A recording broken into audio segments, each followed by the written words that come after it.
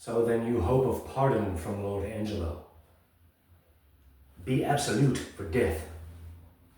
Either death or life shall thereby be the sweeter. Reason thus with life. If I do lose thee, I do lose a thing that none but fools would keep. A breath thou art, servile to all the sky influences that dost this habitation where thou keepst only afflict. Merely, thou art death's fool. For him thou labourest by thy flight to shun, and yet runs toward him still. Thou art not noble, for all the accommodations that thou bearest are nursed by baseness. Thou art by no means valiant, for thou dost fear the soft and tender fork of a poor worm. Thy best of rest is sleep, and that thou oft provokest, yet grossly fearest thy death, which is no more.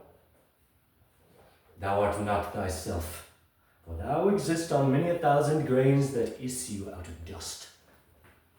Happy thou art not, for what thou hast not still thou strives to get, and what thou hast forgettest. Thou art not certain, for thy complexion shifts to strange effects. After the moon, if thou art rich, thou art poor. For like an ass whose back with ingot bows, thou bearest thy heavy riches but a journey, and death unloads thee. Friend hast thou none. For thine own bowels which do call thee sire, the mere effusion of thy proper loins do curse the gout. Serpigo and the rheum for ending thee no sooner. Thou hast nor youth, nor age, but as it were an after dinner sleep dreaming on both. For all thy blessed youth becomes as aged, and doth beg the alms of palsied eld. And when thou art old and rich, thou hast neither heat, affection, nor beauty to make thy riches pleasant. What's yet in this that bears the name of life? Yet in this life lie hidden all thousand deaths. Yet death we fear, that makes these odds all even. I suppose I'm going to keep going. Hello, welcome to the channel. That was the whole monologue. Perhaps I missed a line. I don't think that I did. I've done that monologue many times, but it's a lot. It's 2 minutes. It's a bunch of lines, 50 lines a verse. Yeah. The critical sorcerer here. This channel exists to discuss my relationship with Quentin Tarantino. Right? This channel exists to discuss what happened with the movie Critic. Right? Quentin Tarantino is a powerful psychic clairvoyant who occupies the minds of anyone he so chooses, up to and including all the actors and actresses in his films. Right?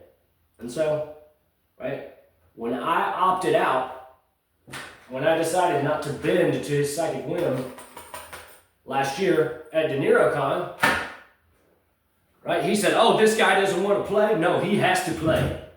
Right? My world, my mind, my rules. Right? He doesn't want to give me what I want. I'll destroy his mind. I'll make him seem completely insane. Right? And so that's what's been occurring, right? That's why you haven't heard anything. That's why everything's kicking off now, right? Because he has been trying to compel me to blow my brains out, right? And now that he's failed, he's descended into palpable black magic evil, right? And so we're talking about it. There's nothing stopping me from doing the same things beyond my ethical standards, beyond the fact that he's a fucking pussy, right?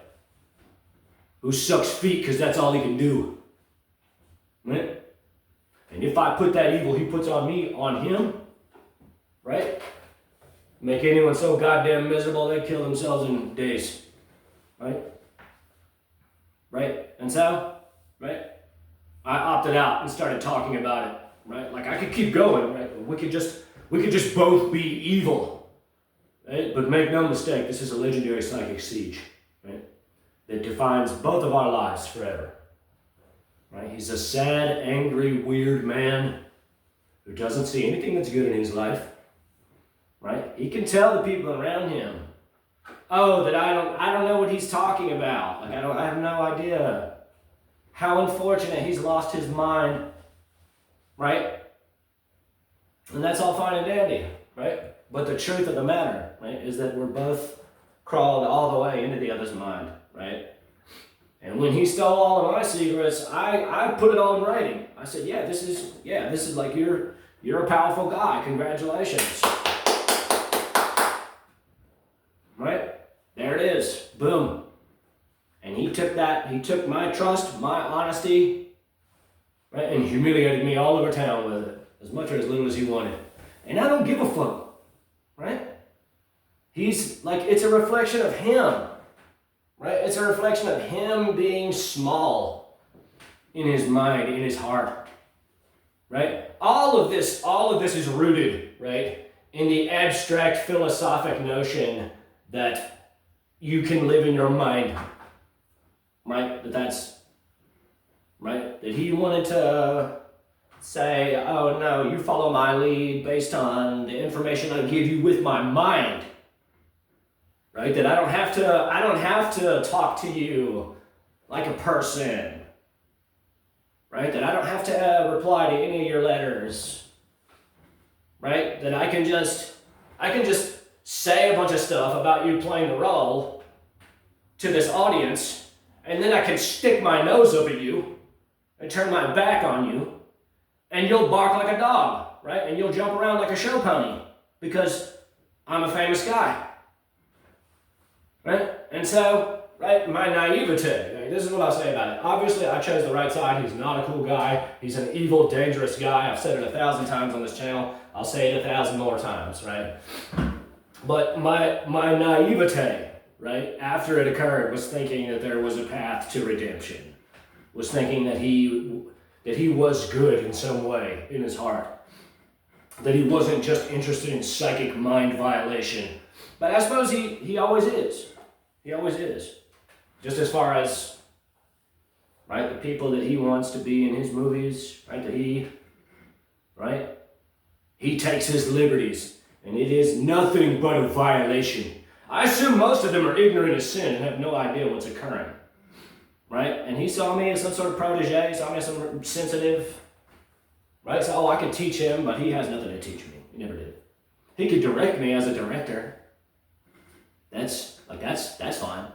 But the psychic occult mind game, no, we're good.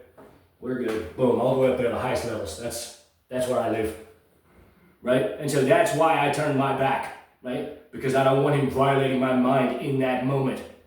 That moment was the moment for sincerity, right? And so he wanted to say,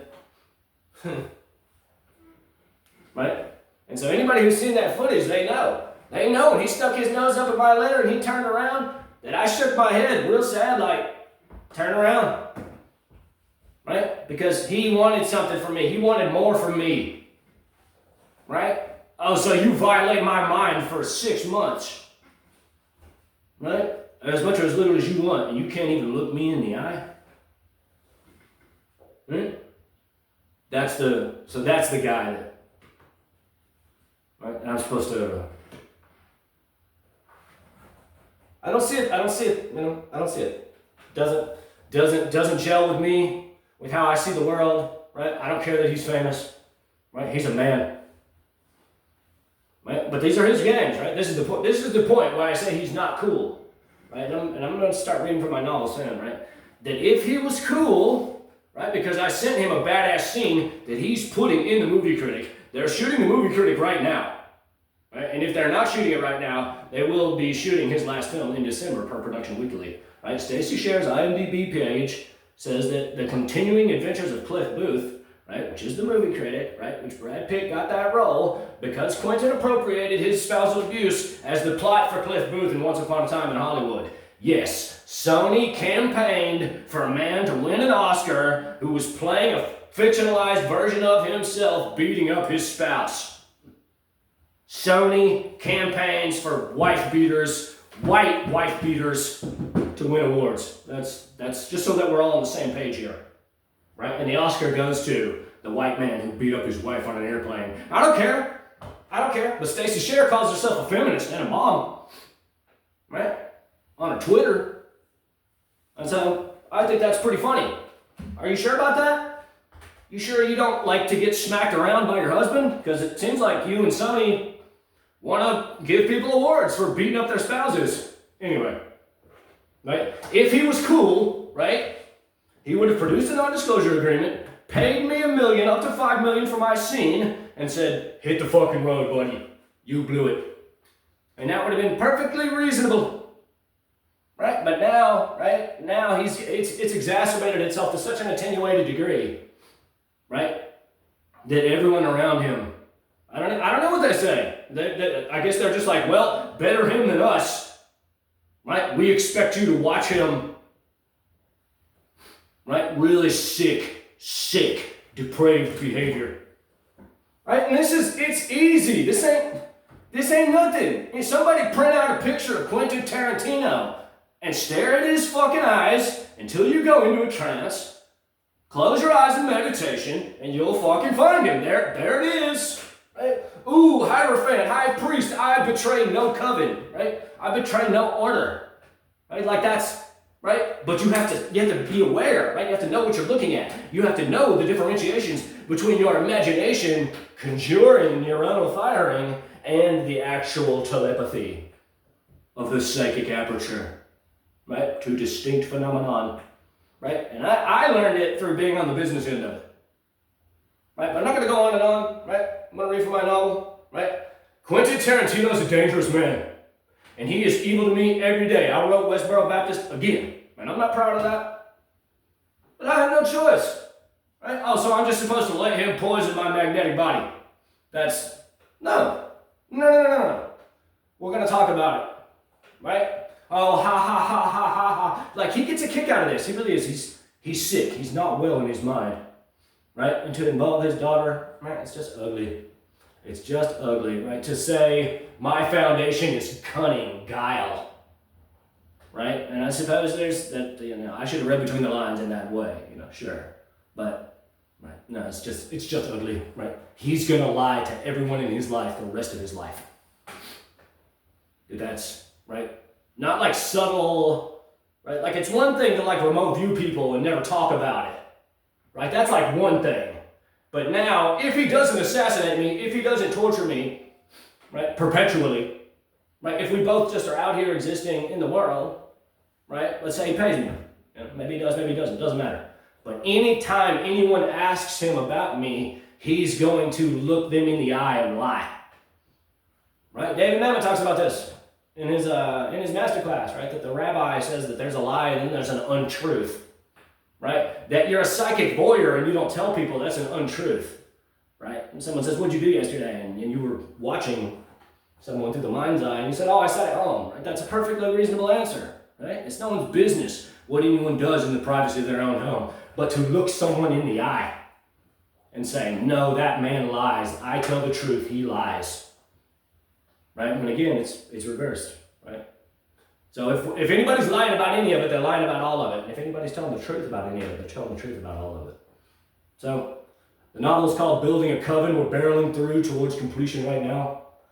And so I'll pick up where I left off.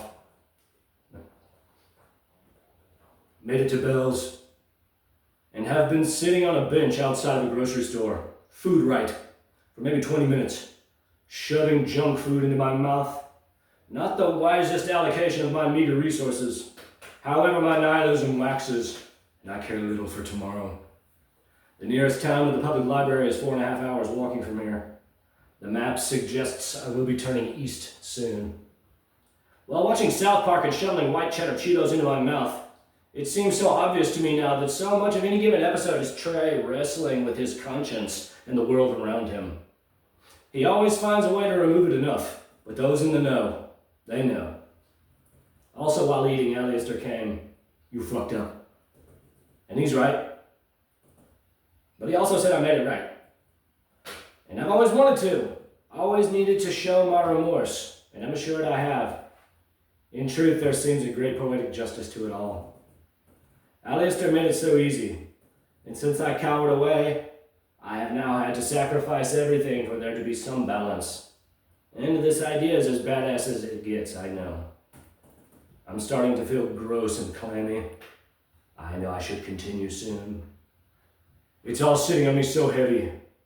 I know I feel the connection, the love, the protection and security they offer me in this way. But my trust in myself wavers. I'm told not to worry. Hazel's email is perplexing to me. She wouldn't say one way or the other, beyond that I'm hot and maybe insane. There's nothing to say to her now. I asked her for help, and she never has. She's into me, and stubborn as hell. Suppose I'll continue soon, but I'll chill another couple minutes. Maybe another 2 miles or 3 outside of Bells, between there and Gadsden, thereafter Humboldt, where the nearest public library will allow me to charge my phone. The map reads 4 hours walking from here. I sit in another shady grove just shy of 2 o'clock. Birds rattle branches overhead. Spiders scurry up their silken threads to the safety of branches they descend from. The ground is soft, mulchy. Beds of leaves spanning countless winters cushions me, if only for a time. Listening to Manly Palmer Hall about the Rosicrucian mystery, 1957, surely MPH at his zenith, calm, certain, offering his timeless wisdom week after week. We are fortunate to have his legacy, his body of lectures at our disposal. It must be a most excellent display of the internet's utility. I am hurting and afraid. I do not know what tomorrow brings. I ate an orange I found on the roadside, and my family rejoiced in my effort towards self-care. I want to care about myself, but everything feels chaotic, confused. Golden bands of sunlight break through and into the thicket. A broken sapling, resting in perfect dihedral alignment with a branch growing out of another tree right next to it. Traffic dopplers by behind me. I am sitting against my bag against a fallen rotten tree, uprooted outright, maybe 30 years old, maybe 37. My shin and right leg are in great despair, great pain. Would someone completely take advantage of my kind heart? I want to see the love from everyone in Coven, but I am so afraid. Oh, it is so dense. It is equally difficult to think it bullshit. It's too wide. Too many characters, I know. And Lisa, good Alistair. I can't. It's too real, I know. Time will tell. And if I die between here and there, my life never mattered anyway. I don't really know what to write. My mind is spiraling, and my body is weary. I guess I'm considering writing them. I guess I should. I'm sure the post office in Humboldt is easy enough to find. Everything I've done is to avoid humiliating myself and get something out of all of it. And in so doing, I have continued to humiliate myself to higher and higher degrees until all that's left to give is my life. Clay assures me it's real. It is a little comfort. 2:26, maybe 3 hours of daylight. I know there is nothing left to write. What can I say? I wish I was dead. I don't know that is true. I don't know that it is true, but it feels true. I am alone.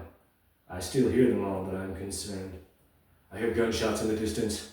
I guess that is my cue to continue in peril. Blessings continue. I got another ride into Humboldt, and am now charging my phone through an outdoor outlet in front of a small gas station.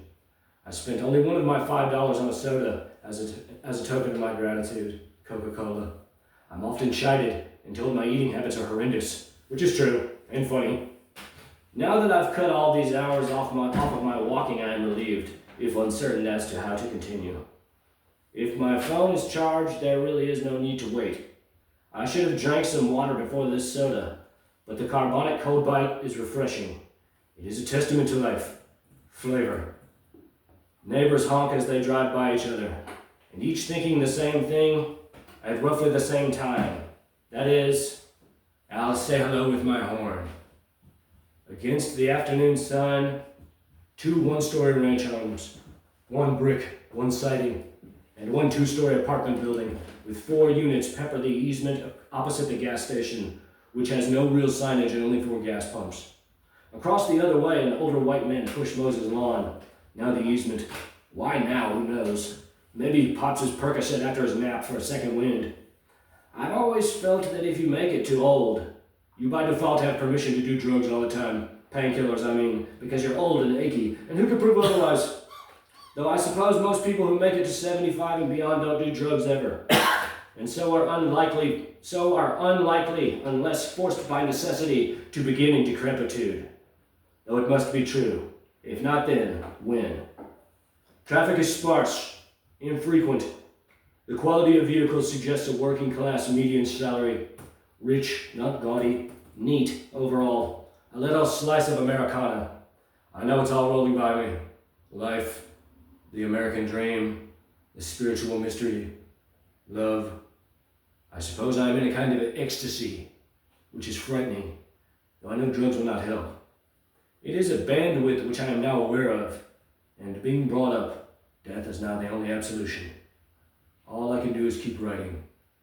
Stopped for a time. The nearest town along the way with homeless daycare is Milan, which is 4.5 hours from here. I'll begin walking that way after my phone is fully charged, or nearly. From there, the next town, Atwood, has no library, so I have to know where I'm going.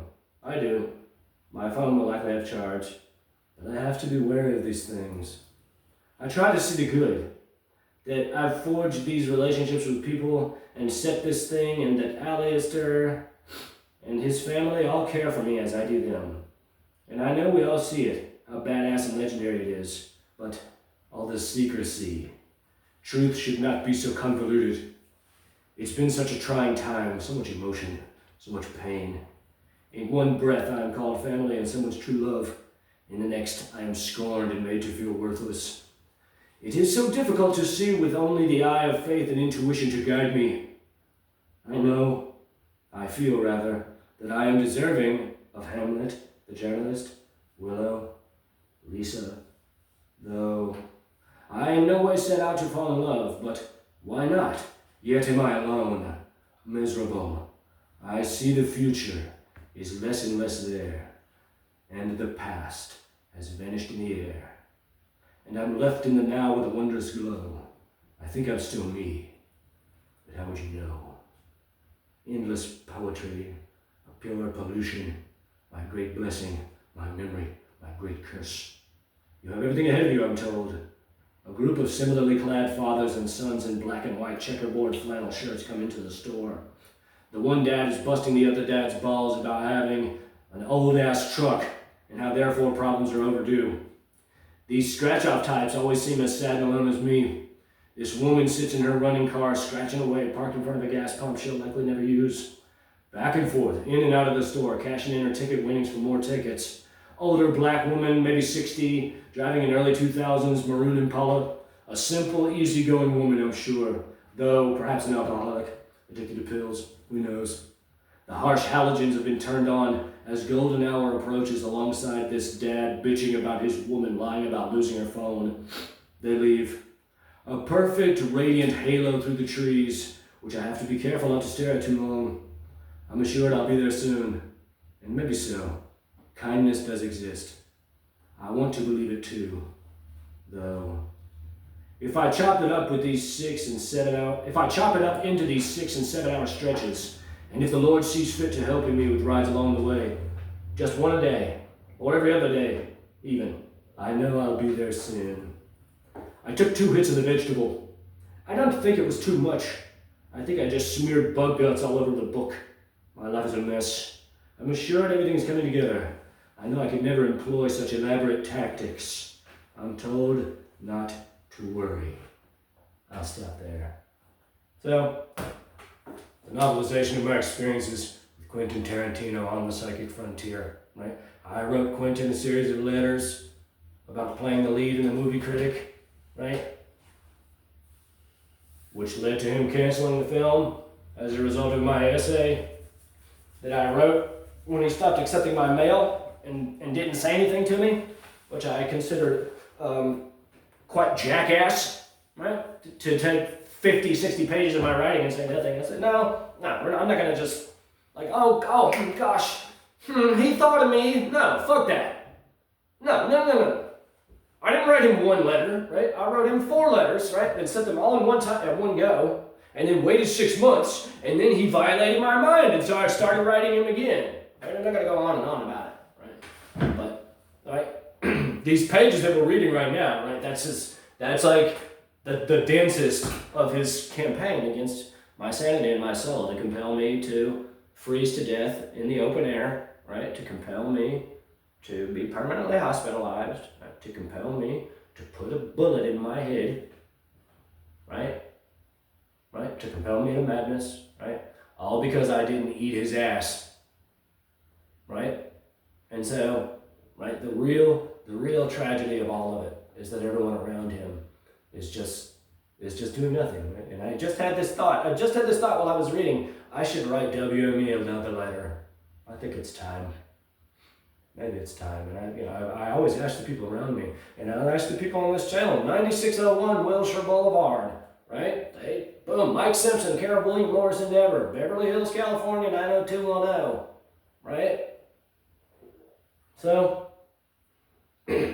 right, the only reason that he admitted to me, right, this is all bullshit about these women being in love with me, right? He has 2 women, he has a coven of witches, right? Everything that you see emerging on this page, right, everything that you see occurring to me, right, is rooted in some psychological truth inside of him or inside of someone in that formula, in that scenario, right? And so when Willow, his fake daughter, right, calls Eliza, Trey's daughter, an ugly duckling, right, it's because Daniela has opinions about her sister, right? That's, right? And I could go on and on about it. But see what's good in your life. I guess I'll sing a song. Know that life is not an accident, right?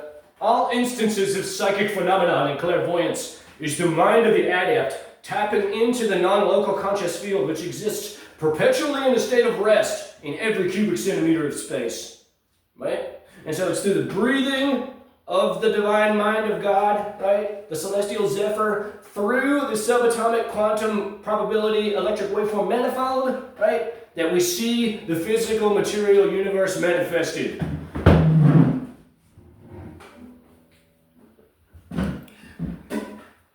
Right? Like, comment, subscribe, share.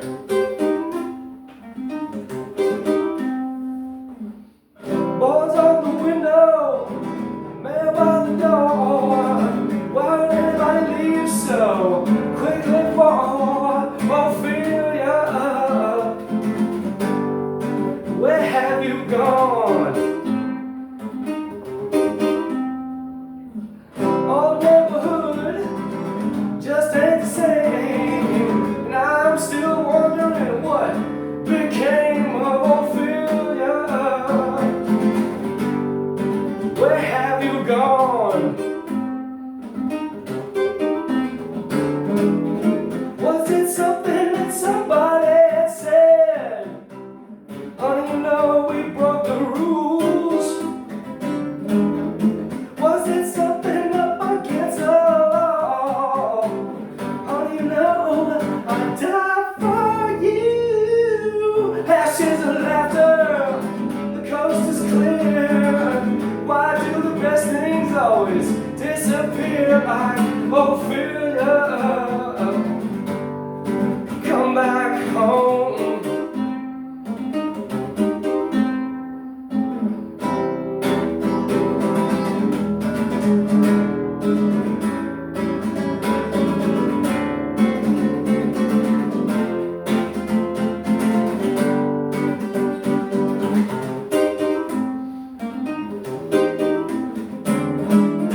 Was it something that somebody had said? Honey, you know we broke the rules.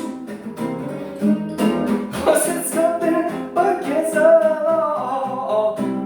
Honey, you know I died for you. They got your number, they're scared in my hand, but I'm still waiting for the second coming of Ophelia.